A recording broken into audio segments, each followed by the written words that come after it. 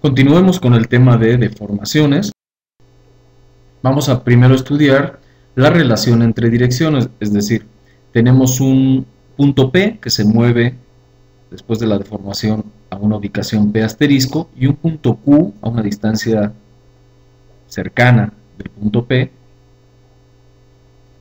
distante un valor ds, que desde luego se mueve a una ubicación Q asterisco. Las coordenadas de P son X, Y, Z, las coordenadas de P asterisco son que X asterisco, Y asterisco y Z asterisco.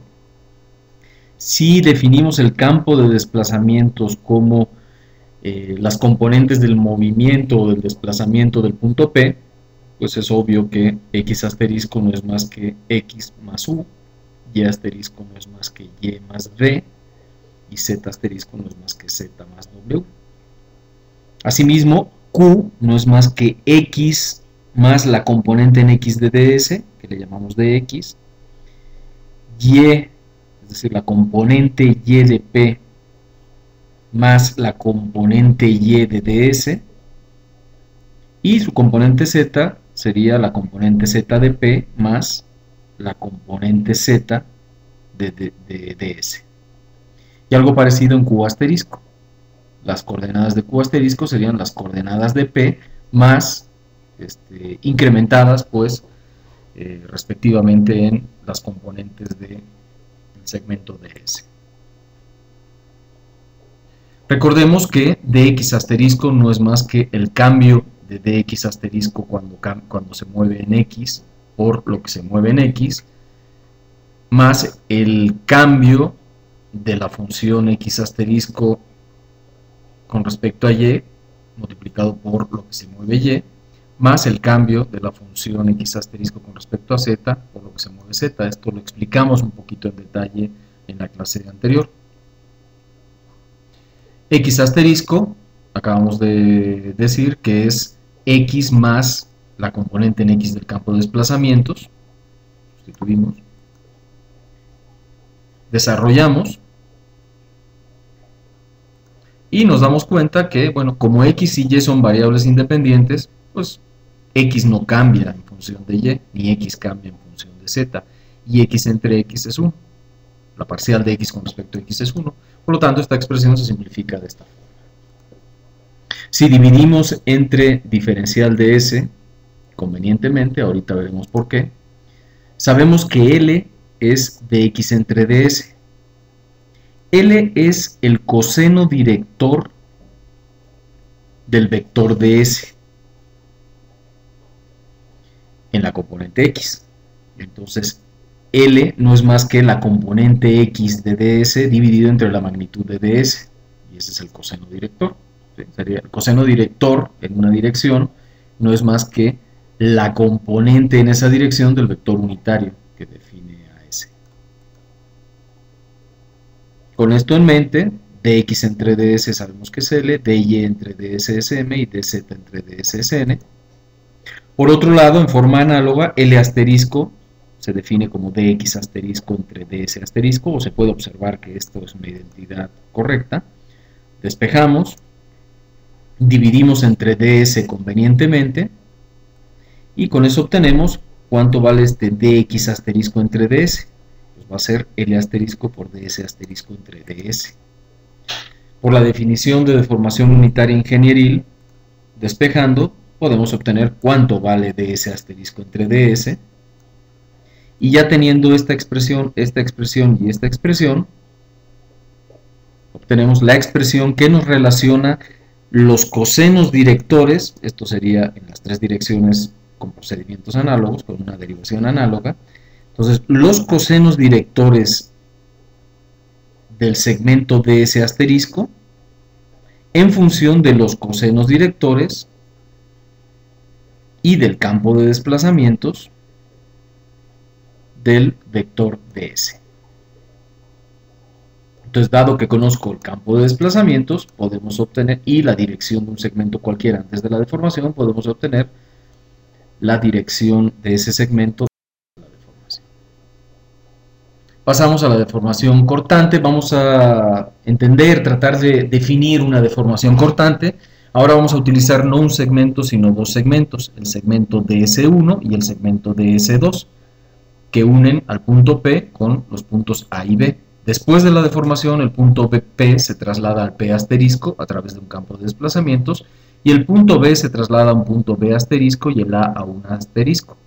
DS1 se transforma en DS1 asterisco y DS2 se transforma en DS2 asterisco. De manera que lo que inicialmente era un ángulo recto, en este caso, porque lo definimos así, lo planteamos así, aunque no es indispensable, se puede hacer la misma derivación si el ángulo inicial no es recto.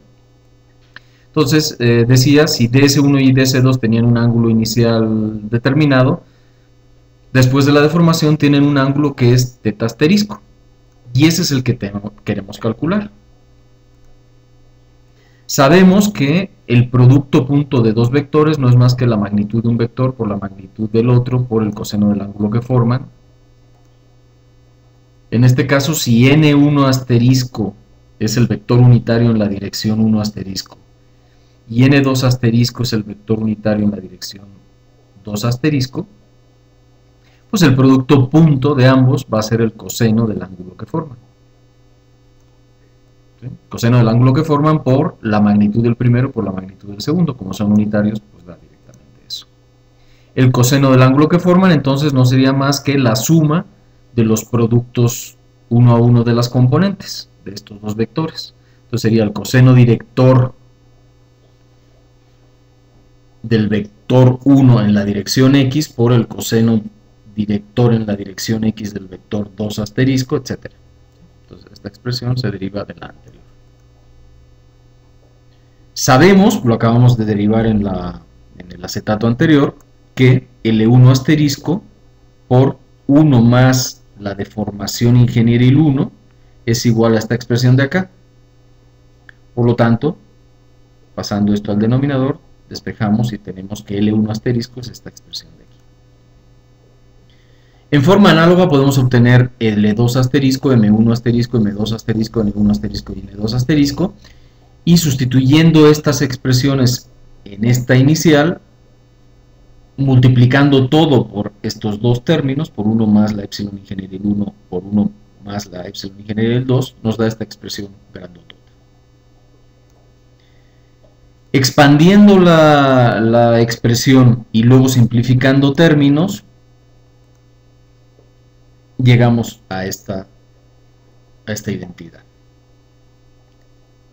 Epsilon XX, epsilon YY y epsilon ZZ, epsilon XY son las expresiones que habíamos definido anteriormente cuando obtuvimos la deformación de Green, y las utilizamos otra vez acá para obtener esta expresión, esta igualdad, donde el primer término vamos a llamarle deformación cortante.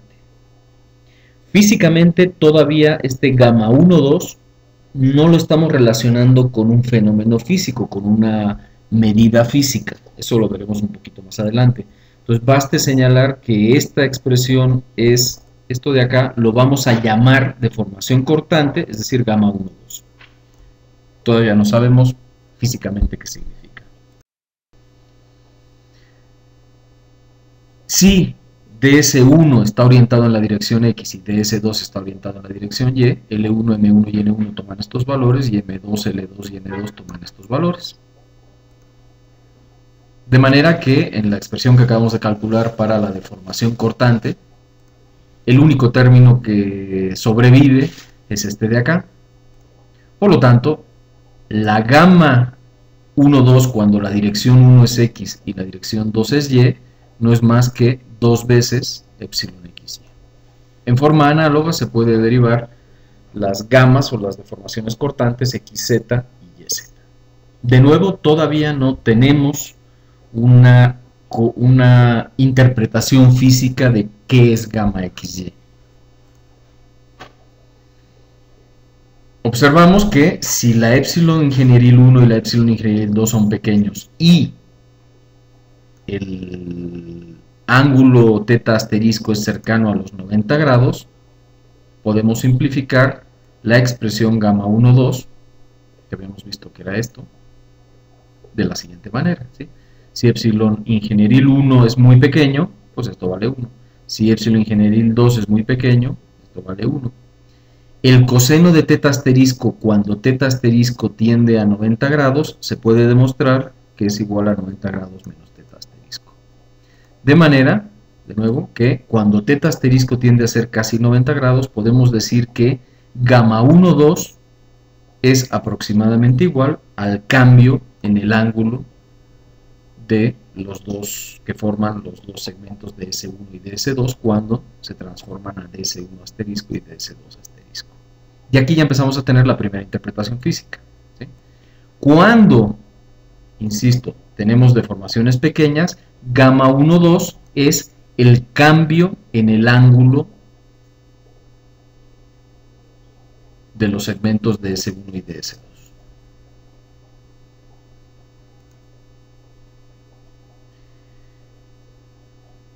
Hemos obtenido y hemos trabajado con los valores epsilon XX, epsilon XYY, epsilon ZZ, etcétera, que esos son expresiones que nos ayudaban a obtener la deformación de Green y que nos ayudan a obtener la deformación cortante. Bueno, esos coeficientes los podemos ordenar matricialmente y nos da lo que llamamos el tensor de deformaciones. El manejo del tensor de deformaciones es idéntico al manejo del tensor de esfuerzos. Únicamente hay que tener claridad de que epsilon YZ, por ejemplo, no es la deformación cortante. Epsilon YZ es la mitad de la deformación cortante YZ. ¿De acuerdo? Entonces, el tensor de deformaciones tiene como deformaciones longitudinales a epsilon XYY, epsilon YY, epsilon XX y epsilon ZZ, y estas de acá no son las deformaciones cortantes, estas de acá son la mitad de las deformaciones cortantes. Y el manejo sería idéntico que el tensor de esfuerzos para calcular esfuerzos, deformaciones principales, etcétera, etcétera. Entonces, todo lo que vimos de esfuerzos, que las direcciones principales de esfuerzo son aquellas donde no existe esfuerzo cortante, el mismo caso tendríamos acá. Las deformaciones principales de deformación, las direcciones principales de deformación son aquellas donde no existe deformación cortante asociada. Y la obtención de esas deformaciones principales, de esas direcciones principales y deformaciones principales, son totalmente análogas a los desarrollos o a los métodos que utilizamos para el tensor de esfuerzos, nada más que cambiándoles el sigma por la epsilon. Se puede demostrar, haremos posteriormente, que las direcciones principales de la deformación son las mismas que las deformaciones principales del esfuerzo. Pero eso lo veremos en la siguiente sesión.